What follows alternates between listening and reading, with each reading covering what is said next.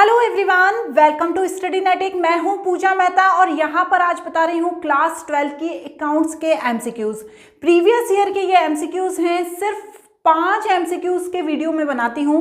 बहुत सारे वीडियोस बना चुकी हूं, पूरी सीरीज है एमसीक्यूज की। यदि नहीं देखी है तो प्लेलिस्ट में चले जाना, क्लास 12 अकाउंट्स प्लेलिस्ट जो दी हुई है उसमें जाकर देख लेना। तो बच्चों, आज अभी तक मैं 75 नंबर तक के एमसीक्यू करा चुकी हूँ। ये प्रीवियस ईयर के एमसीक्यू हैं, आपको सिर्फ इनकी प्रैक्टिस करनी है। आज 76 नंबर का एमसीक्यू मैं बताने वाली हूँ, मतलब आज भी 5 एमसीक्यू बताऊंगी। तो मेरे साथ जुड़े रहिए। यदि वीडियोस देख रहे हैं, उन्हें पसंद कर रहे हैं तो चैनल को सब्सक्राइब जरूर कीजिएगा। चलो पढ़ते हैं। In the books of XY firm there was an unrecorded assets of 10,000. This asset realized for 12,000. In the realization account क्या होगा? Cash account will be credited 10,000, cash account will be credited 12,000, cash account will be debited 2,000, none of above। तो यहाँ पर ये बोल रहे हैं कि जो बुक्स थी XY फर्म की, उसमें जो अनरिकॉर्डेड एसेट्स थी वो 10,000 की थी, लेकिन ये जो एसेट्स है वो रियलाइज्ड हुई 12,000 की। मतलब जो उनकी वैल्यू आकी गई वो कितनी आकी गई? 12,000 की बताई गई। तो यहाँ पर अब आप क्या करेंगे? तो देखो, सबसे पहले तो हम ये देखेंगे कि इसकी जनरल एंट्री क्या बन रही है। तो इसकी जनरल एंट्री बनेगी cash account debit to realisation account. अब भैया जितनी वैल्यू है एसेट्स की उतनी ही वैल्यू लिखी जाएगी ना। तो कितनी वैल्यू है? 12,000 लिखी जाएगी। तो ये क्या पूछ रहे हैं? In the realisation account cash account will be credited 12,000। तो कैश अकाउंट के साथ ये क्रेडिट होगा 12,000 से। तो इसका सही ऑप्शन होने वाला है बी। बच्चों समझ में आ गया? नेक्स्ट वाला देखते हैं 77 नंबर का MCQ.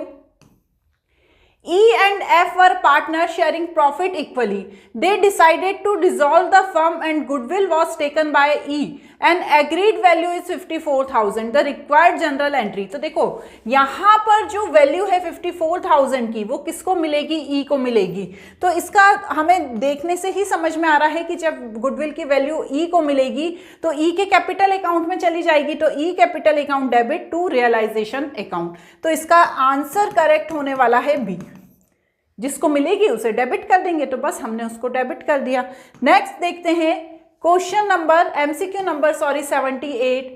Rohit a partner agree to take over the responsibility of completing dissolution at an agreed remuneration 4,000 to be bear all realization expenses. Actual realization expenses is 3,200 were paid by Rohit out of his private fund. In realisation account Rohit capital account will be. तो ये बोल रहे हैं कि रोहित था, जब firm का dissolution हो रहा था तो उसने सोचा था कि उसको बोला गया था कि जितने भी एक्सपेंसेस है वो तुम करोगे। इसके लिए उसको क्या वेतन दिया गया था? 4,000 रुपए का। अब जो एक्चुअल रियलाइजेशन एक्सपेंसेस हुए वो 3,200 के हुए। अब ये बोल रहे हैं कि रियलाइजेशन अकाउंट में रोहित का कैपिटल अकाउंट क्या होगा? डेबिट होगा 4,000 से, डेबिट होगा 3,200 से, क्रेडिट होगा 4,000 से, या क्रेडिट होगा 3,400 से। तो देखो बच्चों, यहाँ पर उसको जो वेतन मिला है, जो रेम्यूनरेशन मिला है, उसी के लिए उसे डेबिट किया जाएगा 4,000 से। तो इसका जो करेक्ट ऑप्शन होगा वो होगा ए। क्लियर हो गया ना? क्योंकि भैया उसको तो जो पैसा मिला है उसके अकाउंट में डेबिट हो गया है। तो यहां पर वही बोल रहे हैं कि रोहित का जो कैपिटल अकाउंट है वो डेबिट हो जाएगा 4,000 से, क्योंकि उसे वेतन मिला है। ठीक है ना? अब नेक्स्ट क्या है? The amount of sundry assets transferred to realization account is 80,000. 60% of them were sold at profit 2,000. 20% of remaining were sold at discount 30%. The remaining were taken over by Z book value. The amount of realization of assets is. तो देखो बच्चों, ये जो MCQ है वो है तो 1 marks का, लेकिन यदि आप इसको सॉल्व करने बैठोगे तो इसको 3 मार्क्स का क्वेश्चन बना के देना चाहिए था, लेकिन आपसे 1 मार्क्स में ये पूछ लिया गया था पिछले सालों में। थोड़ा सा ट्रिकी है, इसे समझते हैं। देखो, रियलाइजेशन अकाउंट देखने के लिए तो सबसे पहले हम वैल्यू देखेंगे एसेट्स की। तो एसेट्स की वैल्यू कितनी है? 80,000 है। इस 80,000 में से 60% क्या कर दिया उन्होंने? सोल्ड हो गया। मतलब इसका 60% इन्होंने क्या कर दिया? सोल्ड कर दिया। तो यहां पर 60% ऑफ 80,000 कितना हो गया 48,000 हो गया।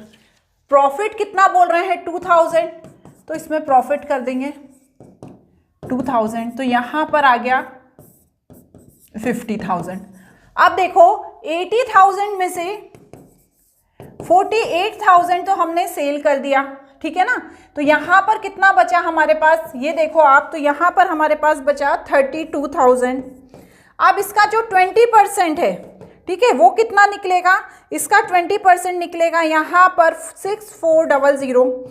इसे हमने क्या किया, डिस्काउंट 30% डिस्काउंट पर दे दिया, तो 30% डिस्काउंट निकालो, कैलकुलेट करो 6400 का 30%, 6400 इंटू 30%, तो यहां पर आ गया 1920। तो अब मैं ये डिस्काउंट माइनस कर दूंगी, तो यहां पर आ जाएगा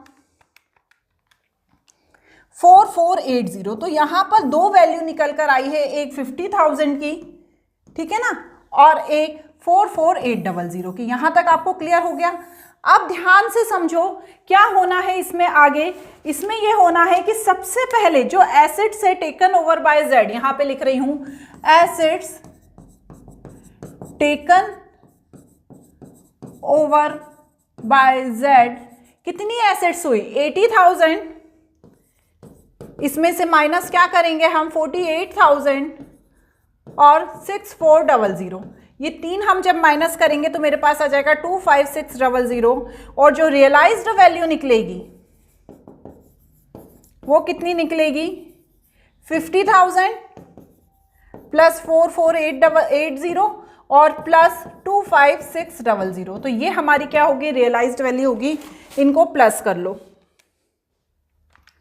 50,000 प्लस 4480 प्लस 25600, तो यहाँ पर आएगा 80080। तो इसका सही ऑप्शन है डी। समझ में आ गया ना। देखो एक बार और थोड़ा सा ट्रिकी है, उसे एक्सप्लेन करती हूँ। 80,000 का क्या था, रियलाइजेशन अकाउंट ट्रांसफर की, एसेट्स ट्रांसफर की थी, 60% उसमें से सोल्ड कर दी, तो 80,000 का 60% कितना हुआ 48,000। उसमें प्रॉफिट था 2,000 का, तो 2,000 ऐड कर दिया, तो यहाँ पर टोटल कितना आ गया 50,000 आ गया। उसके बाद क्या बोला 20% of remaining were sold at discount, ठीक है। तो जब हमने 80,000 में से 60,000 सोल्ड कर दी तो कितनी आई 32,000, लेकिन 32,000 में से भी 20%, क्योंकि 20 60 80 हुआ, ठीक है ना। तो उसमें से जो 20% है, उन्होंने 20% कितना हुआ 32,000 का 6400, इसको इन्होंने 30% डिस्काउंट पर सेल किया, तो डिस्काउंट हमने जब माइनस किया तो 4480। तो यहाँ पर जो एसेट्स थी टेकन ओवर बाय जेड की गई 80,000, 48,000 एंड 6400 माइनस करेंगे तो इतनी अभी भी बची हुई है। तो रियलाइजेशन वैल्यू कितनी होगी 50,000, 4480 एंड 25600। तो इनका टोटल करके रियलाइज वैल्यू निकाल लेंगे जो 80080 आएगी। तो ये इसका करेक्ट ऑप्शन होने वाला है। क्लियर। अब इसका लास्ट क्वेश्चन देखते हैं, क्वेश्चन नंबर 80, ठीक है। ये भी थोड़ा सा ट्रिकी ही है। शुरू के 2-3 क्वेश्चन थे जो सिर्फ आपको थ्योरी बेस में थे, इसमें आपको थोड़ा सा दिमाग लगाना पड़ेगा। रजत, मिशी and Tanvi were partner in a firm sharing profit and loss in the ratio is 5:3:2। Tanvi died 31 October 2019. According to the partnership agreement, her share of profit from the closure of the last accounting year till the date of her death was to be calculated on the basis agreement profit of 2 completed year of before her death। मतलब ये कह रहे हैं कि उसकी जब death हो गई, उसकी डेथ कब हो गई 1 अक्टूबर को डेथ हो गई, है ना, 1 अक्टूबर को डेथ हो गई। अब ये बोल रहे हैं कि जो प्रॉफिट का डिस्ट्रीब्यूशन किया जाएगा वो जो पिछले 2 सालों का प्रॉफिट है उनके बेसिस पर किया जाएगा, और क्या करेंगे उसका जो अकाउंटिंग ईयर एंड होता है वो 31 मार्च को होता है, ये बता रहे हैं। तो पहले तो हम ये देखेंगे कि 2 सालों का प्रॉफिट कितना है 57,000 एंड 63,000। तो 57,000 को 63,000 में प्लस करेंगे तो आ जाएगा 1,20,000। कितने मंथ के लिए करना है, देखो अक्टूबर में उसकी डेथ हुई है तो 31 मार्च तक का अकाउंटिंग ईयर होता है, अप्रैल, मई, जून, जुलाई, अगस्त, सितंबर, अक्टूबर, है ना। तो ये कितने हो गए 6-7 मंथ हो गए, 7/12, और उसका रेशो कितना है 2/10, तो उसको कितना शेयर मिलेगा? Tanvi share of profit of the date of his death will be, तो यहां पर निकालो into 7/12 is equal to into 2/10, तो उसका प्रॉफिट निकलेगा 14,000। तो इसका सही ऑप्शन है सी। तो आज बच्चों, आज हमने यहाँ पर 5 MCQs करे। आप मेरे साथ जुड़े रहिए क्योंकि ये सीरीज तब तक चलती रहेगी जब तक आपके एग्जाम नहीं आ जाते। तो आज के लिए इतने ही, अगले वीडियो के लिए तैयार रहिए। Bye bye.